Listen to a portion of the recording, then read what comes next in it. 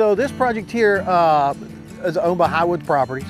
They wanted to keep people, after people started coming back to work after the pandemic, they were trying to get people to retain customers and tenants and get more people in there.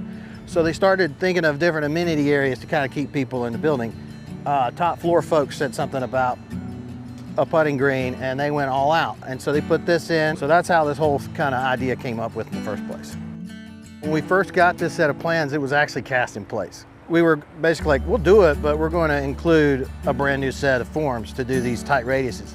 So they're like, well, what other options do you have? So somebody threw out Rubel. We had just started working on a Kodah project up in the North Georgia mountains at a place called Big Canoe. And we're like, hey, what about Kodah? City loved it, which is a plus. The owners loved it. They also liked the cost savings. We started out cast in place, went to Rubel, ended up with Kodah. It was just a great solution to what they needed. Now, we didn't even get to the point of quoting cast in place, just basically kicked it to the curb. As far as granite Rubel walls go, if anybody knows Atlanta, we are on a huge vein of granite, okay, and it's readily available. But the labor intensity of putting up a masonry Rubel wall, the length of the project, cost, so the real cost savings came in the easy use and the installation methods, really, time savings as well.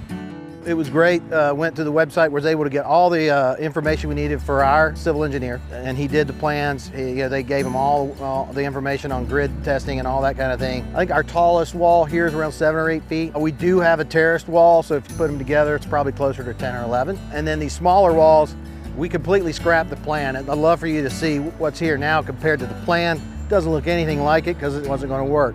And anybody who's been in the contracting world knows that's very common. We had our wall crews come in and do the larger walls, all the grading and everything.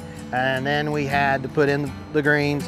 And then we did these smaller walls, basically just terrace at a time, and did a lot of head scratching and painting on the ground to try to figure out what would happen, because none of these smaller walls are over 4 feet. I would say the uniqueness of wet cast versus low slump dry cast products. You get more detail, you can get a little bit more color variation, more undulations, more of a realistic look. We have what we call finger boulders that are big, popular here in Atlanta, with doing boulder walls. It's a nice option to that as well. People like the look. We're real excited about the Grand Ledge as well. That's something that we're really eager to get out there. Hopefully if we do Grand Ledge at Westminster, you guys can come back out.